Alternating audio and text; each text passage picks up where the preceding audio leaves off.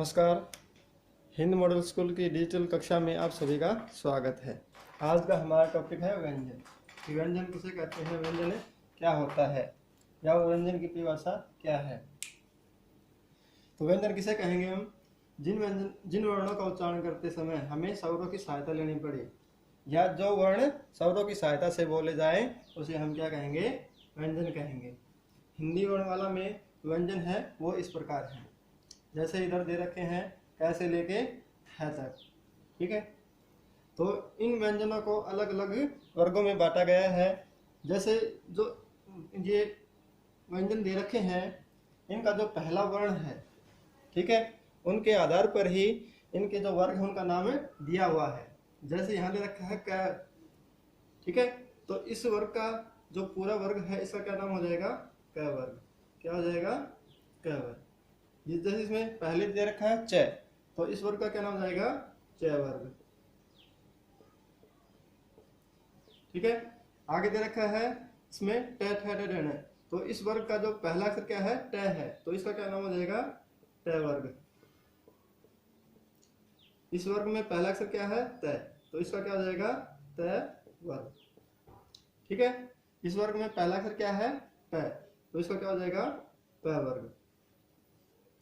ठीक है, इसके अलावा जैसे अढ़ और अढ़, ये दोनों क्या है, अन्य या द्विगुण व्यंजन है। ठीक है, जो ये वर्ग है, इन प्रत्येक वर्ग में जो इनका जो पांचवा, ठीक है, यानी इनका ये वाला, ये वाला, ये वाला, ये जो ये वर्ण है, इनको हम पंचम वर्ण या पंच व्यंजन के नाम से जानते हैं। पंचम व्यंजन के नाम से इसको जानते हैं। ठीक है, आगे जैसे दे रखे हैं य र ल व, इनको हम क्या कहते हैं, अंतस्थ व्यंजन कहते हैं। श श स है, इसको हम क्या कहेंगे, उष्म व्यंजन। आगे दे दिया इसमें अक्षर त्र ग और श, इनको हम क्या कहेंगे, संयुक्त व्यंजन। ठीक है, तो यहां तक जैसे दे रखा है इसमें कि जो मुख्य रूप से इनकी संख्या होती है, कितनी होती है, 33 होती है। ठीक है, मुख्य रूप से इनकी संख्या 33 होती है। कहां से कहां तक, क से ह तक। ठीक है, इसके अलावा जैसे अंतस्थ व्यंजन होते हैं, इनकी संख्या कितनी होती है, 4 होती है। और जो उष्म व्यंजन है उनकी संख्या कितनी होती है, 4 ही होती है। ठीक है, और संयुक्त व्यंजन है, इनकी संख्या भी 4 ही होती है। जो अन्य व्यंजन है और द्विगुण व्यंजन है, जैसे अन्य व्यंजन है और द्विगुण व्यंजन है एक ही होते हैं, इनकी संख्या कितनी है, 2 है। और जो पंचम व्यंजन है या पंचमाक्षर है, जो इनकी संख्या कितनी होती है, 5 होती है। अभी कितनी होती है, 5 होती है। ठीक है, तो जो ये वर्ग बना रखे हैं, व्यंजन के जो वर्ग बने हुए हैं, क वर्ग, च वर्ग, ट वर्ग, त वर्ग, प वर्ग, इनको मिलाकर क्या बनते हैं, स्पर्श व्यंजन बनते हैं। यानी ये सभी क्या है, स्पर्श व्यंजन के अंतर्गत आते हैं। ठीक है, आगे है उच्चारण स्थान। जो ये वर्ग हैं, ये व्यंजन दे रखे हैं, और इनका उच्चारण स्थान है वो क्या है। ठीक है, तो हम देखेंगे इनका उच्चारण स्थान क्या है। तो सबसे पहले दे रखा है क वर्ग। क वर्ग का उच्चारण स्थान है वो क्या है, कंठ है, यानी कंठ से, गले से। किससे होता है इसका उच्चारण, गले से होता है। ठीक है, दूसरा दे रखा है इसका जो च वर्ग दे रखा है, उसका उच्चारण स्थान है, ठीक है, तो वो क्या है, तालव। क्या है, तालव। तो इसका उच्चारण स्थान कहाँ है, तालु से। ठीक है, आगे दे रखा है ट वर्ग। क्या दे रखा है, ट वर्ग। ट वर्ग का उच्चारण कहाँ है, मूर्धन्य। कहाँ है, मूर्धन्य से। ठीक है, यानी तालु के मूर्धा भाग से, तालु के मूर्धा भाग से, भाग से। ठीक है, आगे जो तय वर्ग दे रखा है, इसका उच्चारण स्थान कहाँ है, दंत, यानी जो दांत है उनसे। ठीक है, आगे दे दिया इसका प वर्ग। प वर्ग है, इसका उच्चारण स्थान है वो कहां से होता है, ओष्ठ से। किससे, ओष्ठ से। ठीक है, यानी होठ से। ठीक है, और जो ये र ल व क्या है, यह रह ल वह है, इनका उच्चारण स्थान कहाँ से होता है? जो यह है, ठीक है, यह का उच्चारण स्थान कहाँ से है? तालु से। किससे? तालु से। ठीक है। जो र है, र का उच्चारण स्थान है, र का उच्चारण स्थान है कहाँ है? जो दांतों की जड़ होती हैं, दांतों की जड़ यानी वर्तस्य से। ठीक है, कहां से? वर्तस्य से। और जो ल है इसका उच्चारण भी जो दांतों की जड़ है उन्हीं से होता है, इसे हमें क्या बोलते हैं? वर्तस्य। ठीक है। और जो वह है इसका उच्चारण स्थान है वो कहां से होता है? दंतोष्ठ से। किससे? दंतोष्ठ से। ठीक है, यानी जो दंतोष्ठ है उसके दांत है ऊपर के भाग, दांत ऊपर के दांत यानी ऊपर के दांत और जो निचला होठ है उससे इसका क्या होता है? उच्चारण होता है। ठीक है। आगे दे रखे हैं जैसे उष्म व्यंजन, इनका उच्चारण स्थान है वो कहां से है? अभी ये देखेंगे अब हम। जो स है, ठीक है, श है, इसका उच्चारण स्थान है वो कहां से है? तालव्य से। किससे? तालव्य यानी तालु से। ठीक है। आगे दे रखा है श, श है, इसका उच्चारण स्थान कहाँ है? मूर्धन्य। किससे? मूर्धन्य से। तो स है इसका उच्चारण स्थान क्या है? श का मूर्धन्य यानी। ठीक है। और स है इसका उच्चारण स्थान है वो कहां से है? वर्तस्य से, दंतमूल से। किससे? वर्तस्य या दंतमूल कह दो। ठीक है। और है इसका उच्चारण स्थान कहाँ है? सौर यंत्रीय, सौर यंत्रियों से। ठीक है, सौर यंत्रीय क्या होता है? यानी सौर यंत्र से। किससे? सौर यंत्र से। और जो पंचमाक्षर होते हैं इनका उच्चारण कहाँ से होता है? नासिका से। कहाँ से होता है भाई? नासिका से। ठीक है, कहाँ से? नासिका। ठीक है, हो गया। अब जैसे बता रखा है कि जैसे ये आगे जो व्यंजन है उनके बारे में हम और विस्तार से पढ़ेंगे कि आगे बता रखा है इसमें कि जो व्यंजन है उनका जो भाग किए गए हैं इसके आधार पर किए गए हैं। एक तो किया गया है प्राण के आधार पर, यानी प्राण या श्वास की मात्रा के आधार पर। प्राण या श्वास की मात्रा के आधार पर जो व्यंजन है कितने प्रकार के होते हैं? 2 प्रकार के होते हैं। कितने प्रकार के होते हैं? 2 प्रकार के। पहला होता है अलप प्राण, दूसरा क्या होता है? महाप्राण। तो पहले हम देखेंगे अलप प्राण। अलप प्राण क्या होते हैं? जिन व्यंजनों के उच्चारण में, ठीक है, जिन व्यंजनों का उच्चारण करते समय मुख से कम हवा बाहर निकले उसे हम क्या कहेंगे? अलप प्राण। ठीक है। तो अलप प्राण वर्ण है या अलप प्राण व्यंजन है कौन कौन से होते हैं? हर वर्ग का पहला, तीसरा और 5वां वर्ण।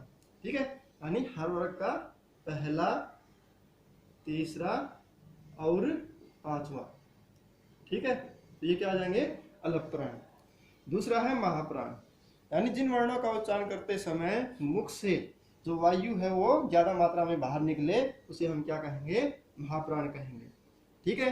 तो इसमें अलप प्राण वर्ण कौन से हो जाएंगे? अलप प्राण व्यंजन कौन कौन से हो जाएंगे? हर वर्ग का दूसरा, यानी ये वाले जो भी है, ठीक है, यानी क से लेके प वर्ग तक, और ये चौथा। ठीक है, ये क्या हो जाएंगे? महाप्राण। ठीक है भाई, आया सुन ली यहां तक। आगे है जो अलप प्राण है, इनमें इसके अलावा और कौन कौन से हैं?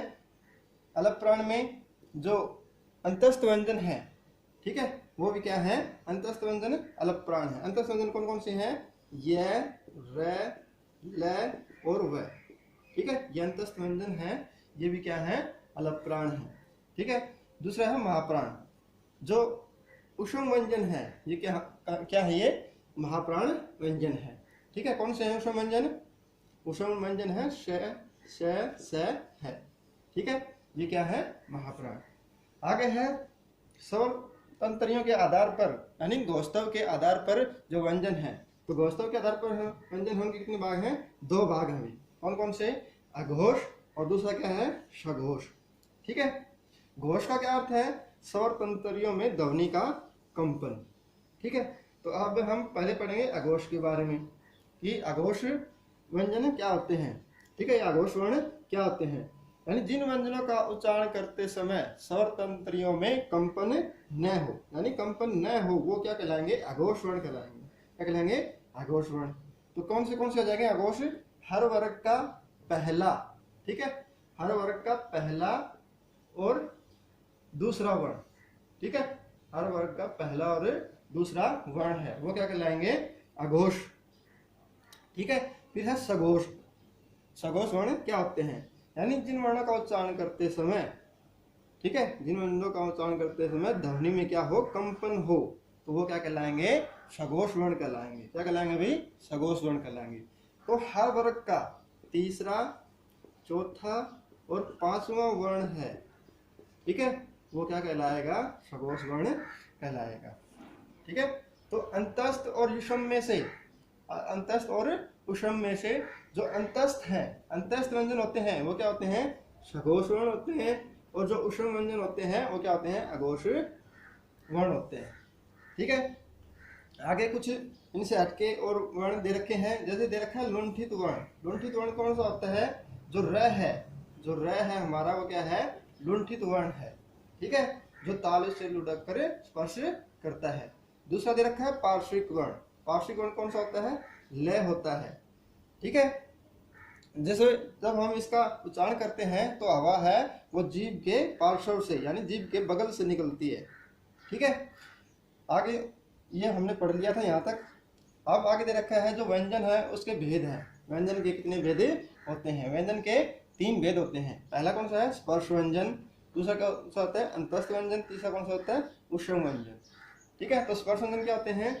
जिन वर्णों का उच्चारण करते समय, ठीक है, तो मुंह के जो हवा है वो मुंह के किसी स्थान विशेष से को स्पर्श करते हुए निकले, उसे हम क्या कहेंगे? स्पर्श व्यंजन, ठीक है। स्पर्श व्यंजन कौन से हैं? क से लेके म तक। स्पर्श व्यंजन कौन से हैं भाई? क से म तक, ठीक है। यानी क, च, ट, त, प वर्ग हैं, ये सभी क्या है? स्पर्श व्यंजन है, ठीक है भाई। आगे दे रखा है अंतस्थ व्यंजन। जब जिन व्यंजनों का उच्चारण करते समय, ठीक है, जब वो जो जीभ है, जब आप मुंह का उच्चारण करते हैं तो जीभ है मुंह की किसी भी भाग को, मुंह के किसी भाग को पूरी तरह स्पर्श न करे, उसे हम क्या कहेंगे? अंतस्थ व्यंजन कहेंगे। क्या कहेंगे? अंतस्थ व्यंजन। अंतस्थ व्यंजन कौन कौन से हैं? जो य, र, ल और व, ठीक है। आगे है उष्म व्यंजन। तो उष्म व्यंजन क्या होते हैं? यानी जब उनका उच्चारण करते हैं तो जो वायु है मुख में किसी स्थान विशेष पर घर्षण खाकर निकले और उष्मा पैदा करे। यानी जब हम उनका उच्चारण करते हैं तो जो हवा है वो स्थान, मुंह के किसी स्थान विशेष से घर्षण करे और उसमें क्या करे? उष्मा पैदा करे, ठीक है। तो क्या कहलाएंगे? उष्म व्यंजन कहलाएंगे। उष्म व्यंजन कौन कौन से हैं? श, श, स और है, ये सब क्या है? हमारे उष्म व्यंजन है, ठीक है। चलो अब आगे हमें जो र है उसके जो कुछ नियम है उनके प्रयोग के, उसके बारे में हमें पढ़ेंगे, ठीक है। जब र किसी व्यंजन से पहले आए तो वह आगे वाले वर्ण पर रेप के रूप में लगता है। जैसे इधर दे रखा है कि जैसे र है, जुमा मैं दे दिया, ठीक है। तो जो ये र है इसका प्रयोग इस जो व्यंजन है, मैं व्यंजन इससे पहले होगा। जैसे दे दिया न र म, नरम, तो न र म, तो ये तो र पूरा हो गया, लेकिन हम इसको सीधा बोलेंगे नरम, ठीक है। आगे दे दिया इसमें कि जो र है, र से पूर्व कोई स्वर रहित व्यंजन हो तो र उस व्यंजन में नीचे रेप के रूप में लग जाता है।